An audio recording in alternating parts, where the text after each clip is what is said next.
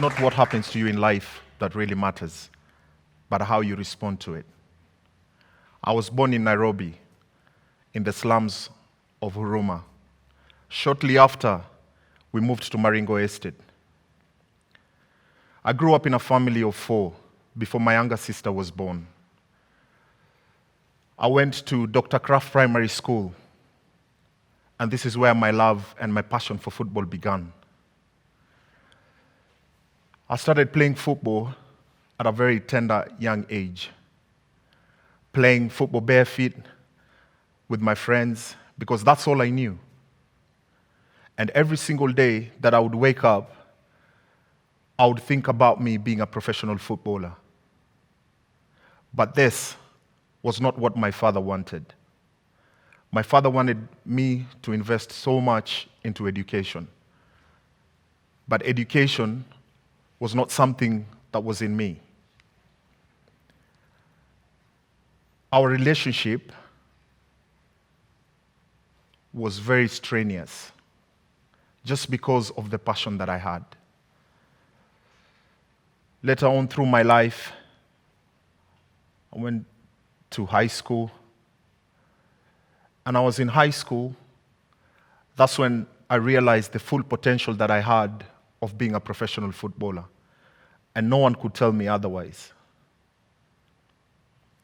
That is when top club teams in Kenya started looking for me, wanting to sign me and become a professional footballer.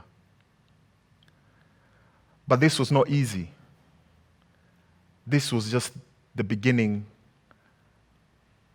of my journey with my father that would be so toxic beyond words. And I remember he kept on telling me, I don't want you to be a footballer. That's because he once was a footballer and he knew that being a footballer in Kenya, there's nothing you'd make out of it. You'd not make a career out of being a footballer. Those are not the words that I wanted to hear. I rebelled against each and every word that he said to me. My mother also tried to do the same, but now my mom was the soft part of my life that every time she said something to me, I would think about it twice. I got signed by Kenya Commercial Bank. If you win a match, you would get 800 Kenyan shillings. If you draw a match, you would get 400 Kenyan shillings. But if you lose a match, you go home with nothing, just the 50 shillings that they gave you for fare. And during that time,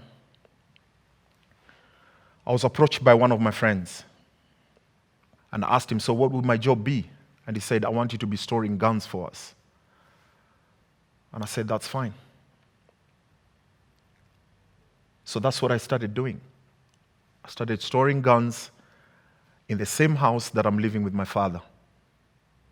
He had no idea what I was doing.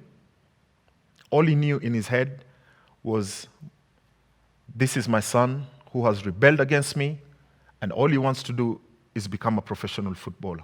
In the same compound, I rented a servant's quarter. So I'm living in my father's house, but I have a servant's quarter where I'm storing guns, both places, different kind of guns. And I remember we would have dinner facing each other, not talking to each other, go to my room, open my door, jump off the corridor, go to the servant's quarter. Whichever guns my friends needed, those are the ones I would give them. I was young and naive. I didn't want to know what they were doing. All I was concentrating about is earning an income. And I remember one day, my father realized what I was doing. And he approached me. And I said to him, Dad, if you ever try and come in between what I'm doing, I will honestly take you out myself. Those words, I regret them up to date. And I remember every time my father left work, he either came home with a taxi or my uncle would bring him home for 2 months. I still had my football career. I went joined Tusker Football Club. There, the money was good, but it wasn't that good compared to the money that I was earning as keeping guns for my friends. That time, I started having this urge in me that I wanted more money. But now, to cover my tracks, I started driving matatus, 23, Westlands, Kangemi. So in the morning, I would go for the training sessions at Tusker, preparing for Africa Champions League. In the afternoon, I'm driving my shift, driving matatus. So I remember one day I left training and I went for my shift at 2. And there was this police officer, I can never forget his name. His name is George. He said to me, David, you're not driving the matatu today. With a harsh voice. He said, get off now. And I said, what's wrong? What have I done? He said, get off the matatu now. So I had to give that shift.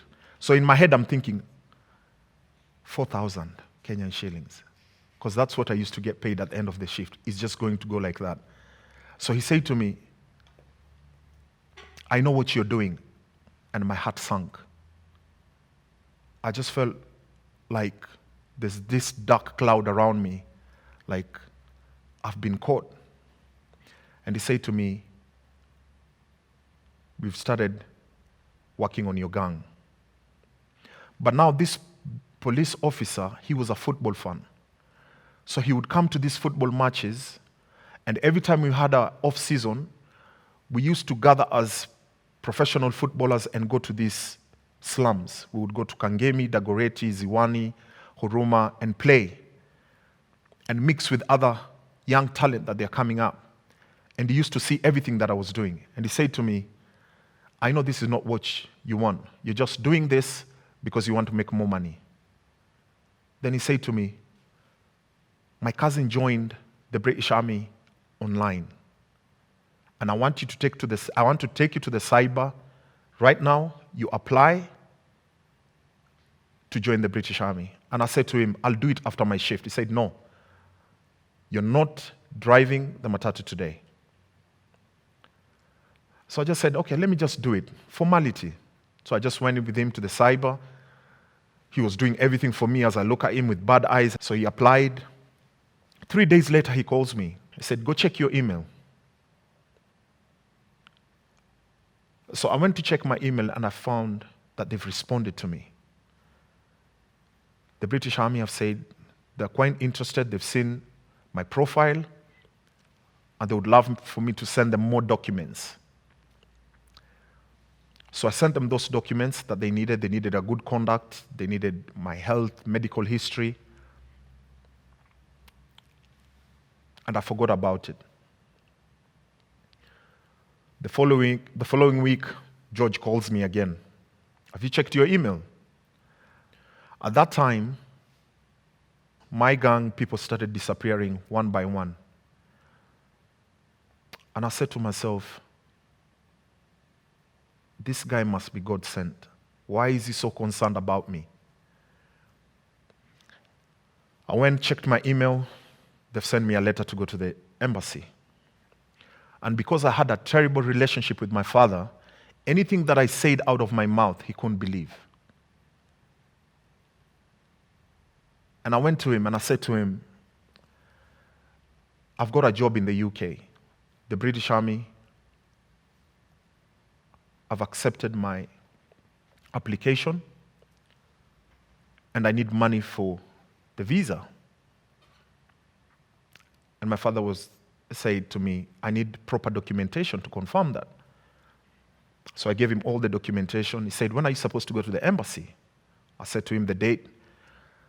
What time are you supposed to be there? I'm supposed to be there at 8:30 a.m.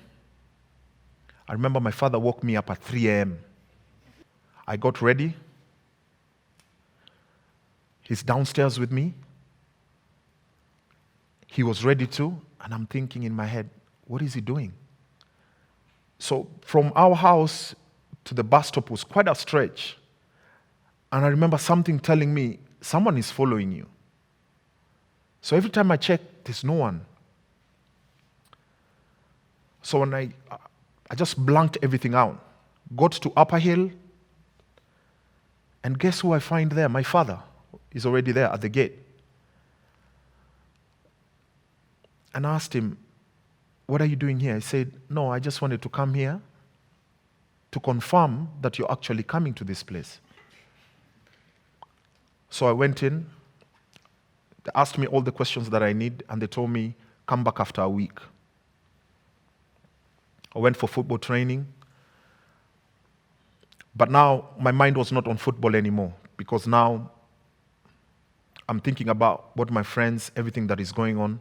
I'm thinking on how I'm going to dispose everything that I've got. And I spoke to one of the guys that we're in the gang with. And I said to him, I'm not doing this anymore.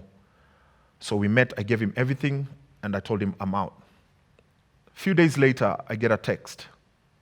I should go and pick up my visa. I was so excited. I went home, I said to my father, can you buy me a ticket? He still didn't believe that I'd got the visa.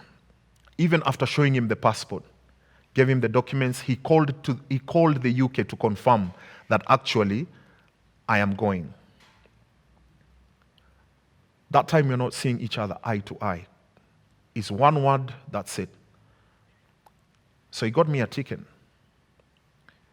And my late best friend, Kevin Oliech, told me, bro, you've made it. They took me to the airport, checked in, and at the airport, because there are glass windows, my father was looking at me, and every time I was doing something, I would see him moving. But now when I was getting on the escalators going up, I see someone lying on the floor, and someone tapped me, is that your father? Turning around, he was actually trying to confirm that I'm actually going, that this is a burden leaving me. So later on, I got to the UK, I called my mom, and my mom tells me, you know your dad stayed at the airport for 2 hours after you left. So that means he was trying to confirm that I just don't go up and come back and leave. Getting to the UK, that is when another chapter of my life began.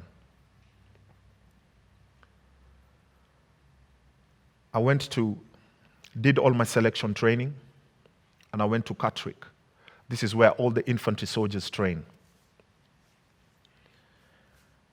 And before I went to the UK, I was trying to Google and see what the British Army is all about. And all I could see is you'll travel around the world, have a good time, make loads of money. We started our training, 124 people. We finished 21 people out of 6 months. And I remember when I got to the middle of the training, there's a day I wanted to quit. And my friend, who's Ghanaian, he was a fisherman. He told me, David, look at our color skin. Where we are from, there's a lot of hardships. Don't even try. Don't even try giving up. The training was so brutal. We were doing it during winter. My feet were cold. I couldn't even hold the weapon. Everything was just brutal. Thank God, managed to finish the training. So I was deployed to Iraq. Went to Iraq. Came back. And then I deployed to Afghanistan again. Ladies and gentlemen, let me tell you something about fighting the Al-Qaeda and fighting the Taliban.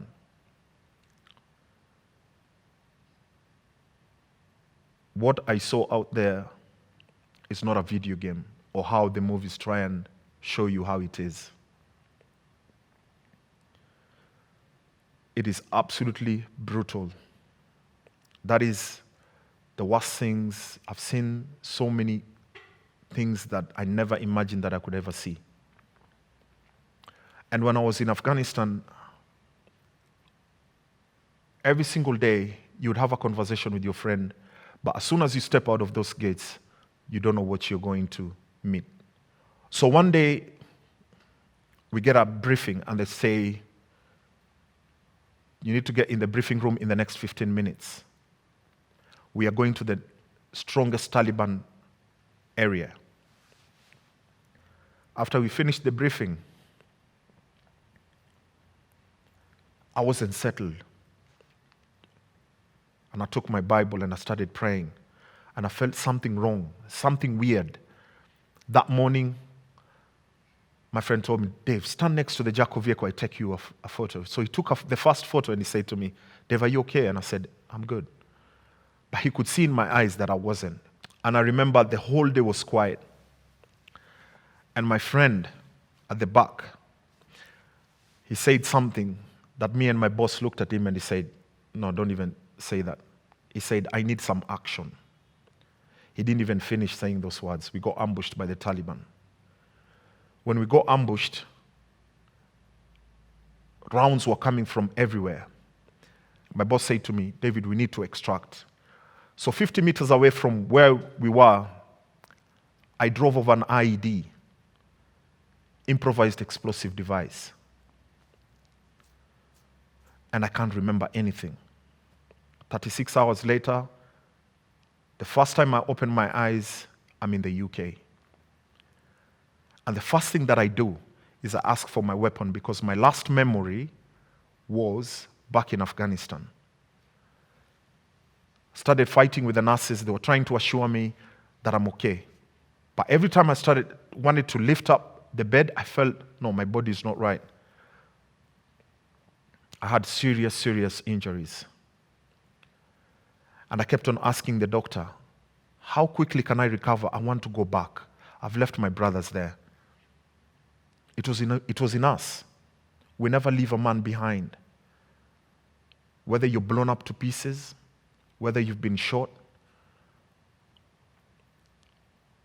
whether you've been injured in any way, we never leave a man behind. My world was dark. That time I had a daughter. Her name is Ashley. And the day I began my rehabilitation, they wanted to amputate my leg straight away, and I refused. I said to them, do whatever you can to save my leg. The rest of my body where I'm injured, it will heal slowly. So I had over 30 surgeries just trying to repair my left leg. Eventually, my injuries caught up with me and they had to amputate my leg. And that's when I developed something called war post-traumatic stress disorder. I was fighting demons in my head. Every time I closed my eyes, I would think I'm in the war zone and replaying each and every event that I saw happening to my friends and what happened to me. And I was trying to come into terms, how did I drive over an IED? And I had all the best equipment that I needed. I attempted suicide twice. All failed. So one day, I was in my room, and my daughter told me, Dad, even if you don't have a leg, I still love you the way you are. The trauma was so bad to me that I could not comprehend everything that was happening around me. I saw everyone around me as my enemy. I was this guy who was born with 2 legs. Now I have 1 leg. I'm trying to get that into my head too. I went to a military hospital, and that gave me a wake-up call because I met friends that we deployed with to different areas of Afghanistan. They're triple amputees, double amputees. Some of them, they're actually brain dead. They're being fed. And I looked around and I was like, no, I can't give up now. So I did my rehab, completed my rehab, and I remember My father died in 2015. And I didn't have any closure with him. And I was trying to replay everything that I've never spoke to my dad for more than 5 minutes on the phone.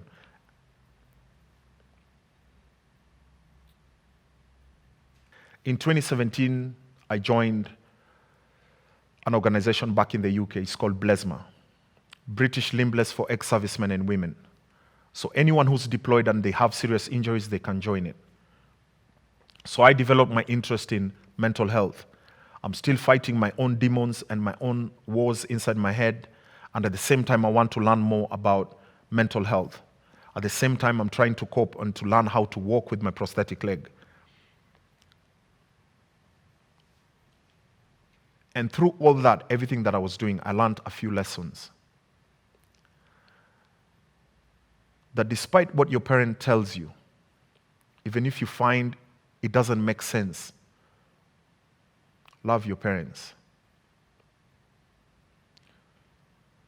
And I learned that no matter what happens to you in each and every situation that you find yourself in, remember you're not alone. I also learned that us as men, we are going through so much and we refuse to speak about what we are going through and we bottle so many things up. It's okay to be vulnerable as a man. It's okay to cry. Because the minute you start doing that, that is the first step of healing. To my final words, and I'll remind you again, it is not what happens to you in life that really matters, but how you respond to it. Thank you.